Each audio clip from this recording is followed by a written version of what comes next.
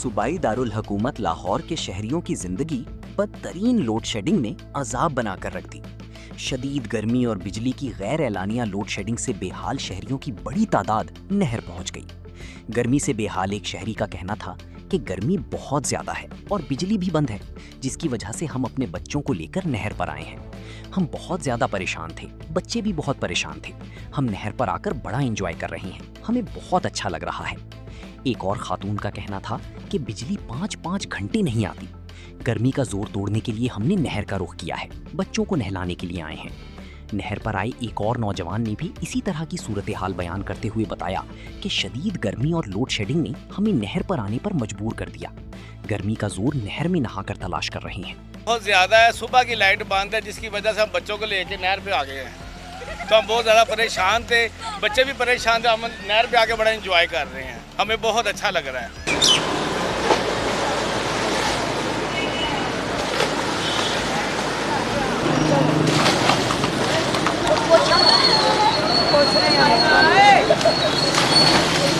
मच्छी का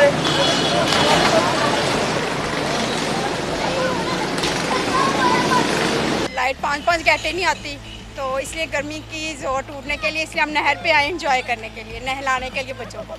लाइट बहुत जाती है तो गर्मी बहुत ज़्यादा है, तो इसलिए नहर पे आए हैं, तो एंजॉय कर रहे हैं, मज़ा आ रहा है।